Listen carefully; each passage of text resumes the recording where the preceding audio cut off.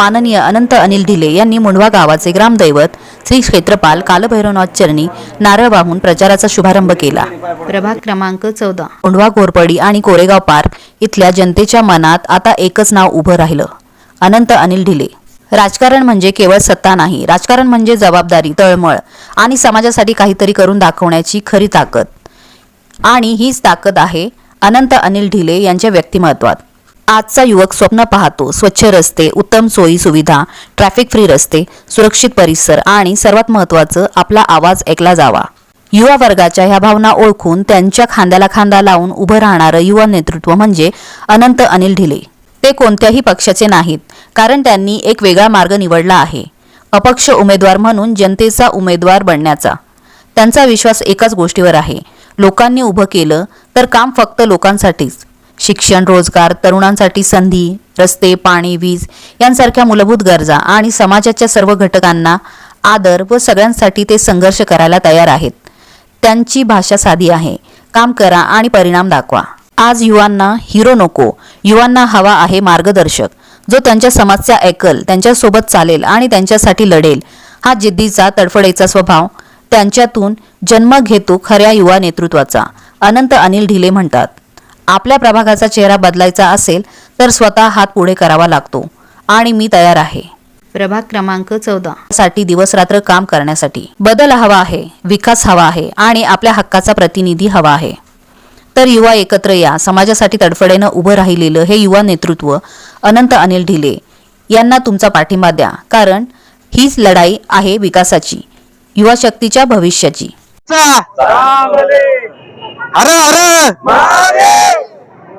आज मी कोरेगाव पार्क मुंढवा घोरपडी प्रभाग क्रमांक 14 या भागातून अपक्ष उमेदवार म्हणून लढत आहे।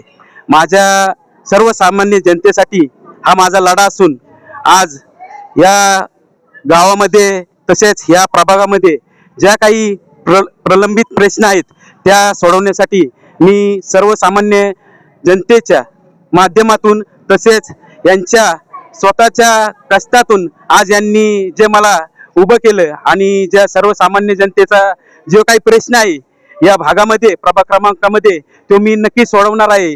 त्यापूर्वी आज नागरिकांच्या भरपूर काही समस्या आहे, पण खरं पाहता हे सर्व डिजिटलचं युग आहे।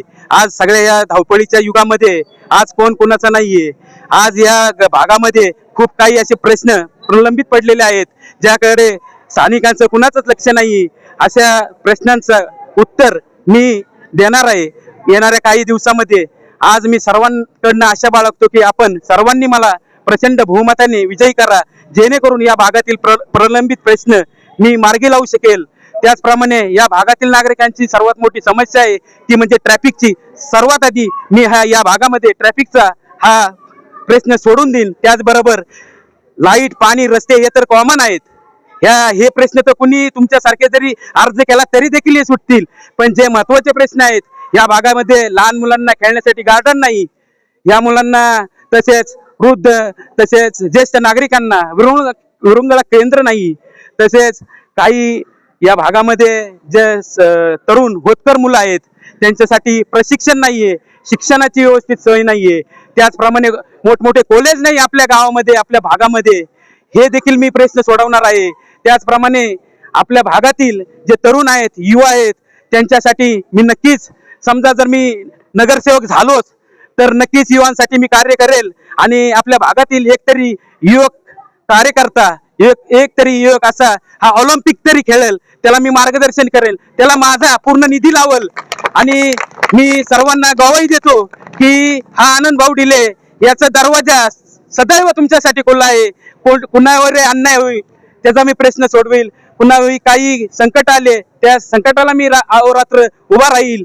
आज मी कोरोना काळामध्ये तसेच भरपूर असे सामाजिक कार्य मी केलेलं आहे, ते सर्वांना माहिती आहे।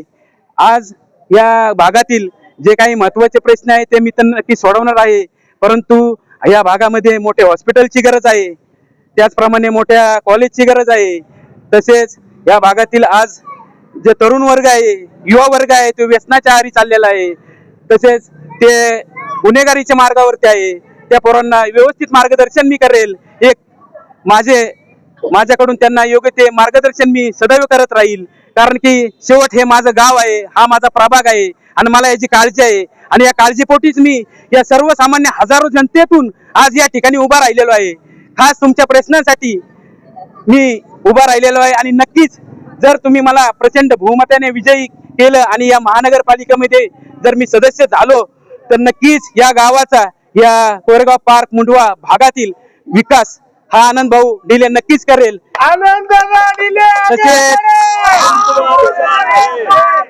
कुणी स्वतःचं मत विकू नका पैशासाठी. आज हे जग जे आहे ते पैशावरती चाललेलं आहे. मी सर्वसामान्य हा नागरिक आहे, सर्वसामान्य हा प्रश्नासाठी मी उभा राहिलेलो आहे. खरं आहे माझ्याकडे पैसे नाहीये, पण मी तुम्हाला शब्द देतो, मी तुम्हाला गॅरंटी देतो, मी तुम्हाला लेखी देतो की मी निवडून आलो तर नक्कीच प्रश्न मार्गाला लावी. या ठिकाणी नाथ साहेबांना नारळ फोडून मी माझ्या प्रचाराची सुरुवात करत आहे. मी कोरेगाव पार्क मुंडवा घोरपडी प्रभाग क्रमांक 14 यामधून मी उमेदवार अपक्ष म्हणून लढत आहे. आणि मी आज या ठिकाणी नाथ साहेबांना एकच साखळ घालतो की मी नक्कीच प्रश्न मार्गी लावील आणि या सर्वसामान्य जनतेला मी न्याय देण्याचा प्रयत्न करील, एवढंच मी आशा बाळगतो. आमचा माणूस अनंत दादा ढिले हे प्रभाग क्रमांक 14 मधून उमेदवार म्हणून थांबलेले आहेत, तर सर्वांनी बहुमताने त्यांना विजयी करून द्यावे ही तुमच्याकडे नम्र विनंती.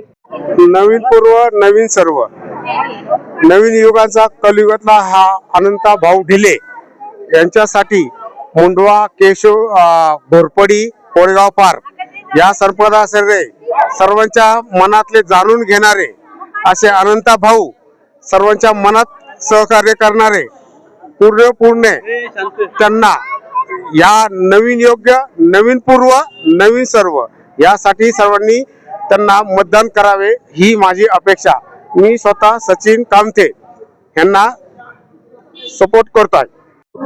मुंडवा कोरेगाव पार्क मिटीगवडे रोड मगरपट्टा या भागातील आपले सर्वसाधारण प्रभाग क्रमांक 14 आपले सर्वसाधारण अनंत ढिले हे आपल्या वार्डात उभे आहेत. तरी आपण सर्वांनी यांना आपल्या सर्व भागातील सर्व नागरिकांनी यांना भरघोस मतांनी निवडून द्या आणि विकासाची पहिली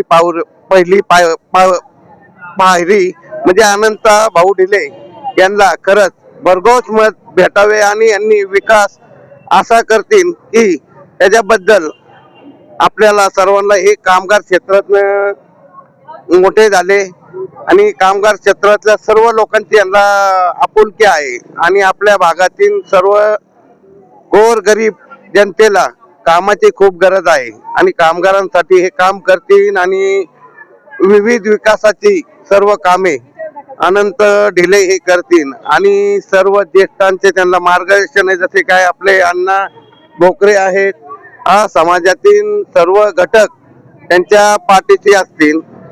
अनंत भाऊंना पुढील वाटचालीसाठी खूप खूप शुभेच्छा.